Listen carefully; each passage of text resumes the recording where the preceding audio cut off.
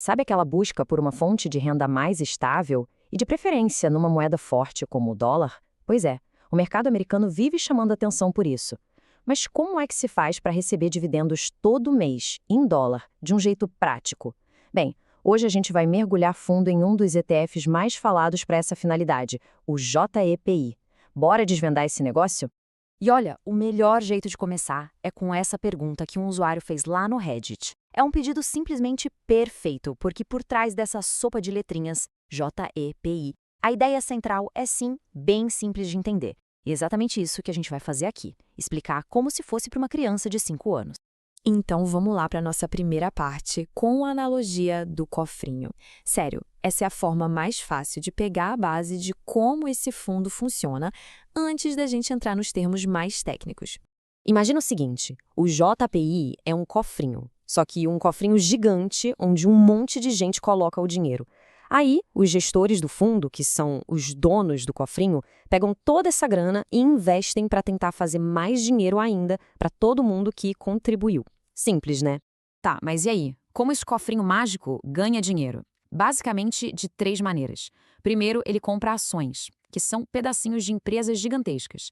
Segundo, ele ganha dividendos, que é uma parte do lucro que essas empresas distribuem. E terceiro, e aqui está o pulo do gato, ele faz uma coisa que a gente pode chamar de alugar os brinquedos. Ele recebe um dinheiro extra agora só por prometer que talvez venda as ações dele lá na frente por um preço já combinado. E essa terceira forma de ganhar dinheiro, o tal aluguel de brinquedos, é o grande segredo do GP, é a mágica dele. Então vamos deixar a analogia de criança de lado um pouquinho e entender o nome real disso no mercado, que é uma estratégia chamada venda coberta. Para entender a venda coberta, a gente precisa saber, bem rapidinho, o que é uma opção.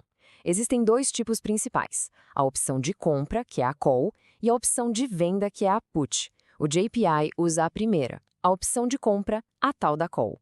Guarda isso. Então, a jogada é essa. O JPI já tem as ações das empresas. O que ele faz? Ele vende para outra pessoa o direito de comprar essas ações dele no futuro, por um preço que eles combinam hoje.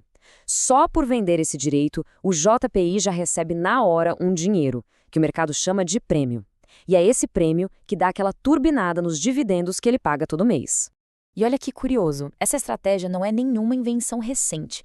Na verdade, ela surgiu dentro de um fundo da JP Morgan que era super exclusivo só para quem tinha mais de $1 milhão para investir. O que o JEP fez foi basicamente democratizar o acesso a essa tática, que antes era só para os tubarões. Mas, como a gente bem sabe, não existe almoço grátis no mundo dos investimentos. Essa renda extra mais gordinha tem um custo. E o custo aqui é uma troca. Se abre mão de um potencial de crescimento maior para ter uma renda mais previsível. Vamos ver o que isso significa na prática? Esse outro comentário lá do Reddit resume a ópera perfeitamente. Ao vender a opção de compra, o JEP meio que coloca um teto nos seus ganhos. Se a ação dispara e sobe muito, o fundo é obrigado a vender por aquele preço combinado, que agora ficou baixo, e com isso ele perde uma parte da supervalorização. Tudo isso em troca daquele prêmio que ele já botou no bolso.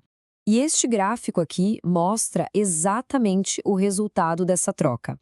Se a gente pegar desde 2020, quando o JEP foi criado, $10 mil investidos no S&P 500 teriam virado bem mais do que os mesmos $10 mil no JEP. Ou seja, o S&P 500, que é o mercado geral, cresceu mais. Só que a história tem sempre 2 lados. O ponto-chave aqui é a volatilidade, o famoso sobe e desce do mercado. O JPI foi feito para ser bem menos volátil. Isso quer dizer que, quando o mercado cai, a tendência é que ele caia menos. É uma viagem mais tranquila, com menos solavancos, o que é ótimo para quem não gosta de fortes emoções. Ok, tudo isso é muito legal. Mas e pra gente aqui no Brasil? Como é que se investe nisso e como ficam os impostos? Vamos para a parte que interessa, a parte prática.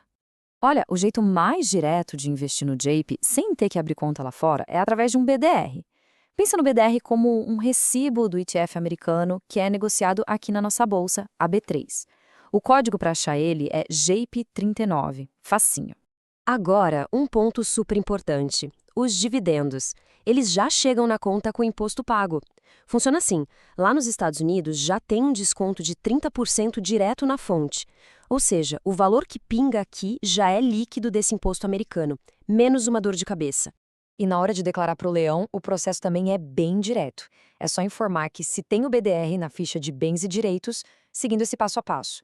Entra no grupo 07, depois no código 99, e aí no campo de discriminação, é só detalhar a compra com o código JEPI39 e tudo mais. Certo. Depois de entender como funciona, os prós e os contras, a gente chega na pergunta final. Afinal de contas, o GPIC é para quem? Vamos juntar as peças do quebra-cabeça para chegar num veredito. Essa tabela aqui ajuda a gente a botar tudo na balança. Do lado dos prós, o que mais chama atenção? Renda mensal em dólar e menos chacoalhão no mercado, sem falar que tem a JP Morgan por trás. Do lado dos contras, o principal é aquele que a gente já falou, o crescimento limitado.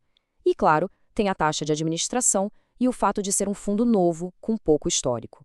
Juntando tudo isso, dá para a gente desenhar o perfil ideal. É alguém que já está numa fase de vida que busca uma renda passiva, que gosta da ideia de receber em dólar todo mês e que prefere dormir tranquilo à noite, mesmo que isso signifique não pegar toda a alta da bolsa. É quem entende e aceita o tal custo do dividendo. E no final, a análise se resume a essa pergunta. Não tem resposta certa ou errada, só o que faz sentido para cada um. A reflexão é: para a sua carteira, para os seus objetivos de vida, o que é mais importante nesse momento? É ter uma renda mensal consistente, caindo em dólar? Ou o foco total é no maior crescimento possível do patrimônio a longo prazo? A resposta para essa pergunta vai dizer se o JEP tem ou não espaço na estratégia de investimentos de alguém.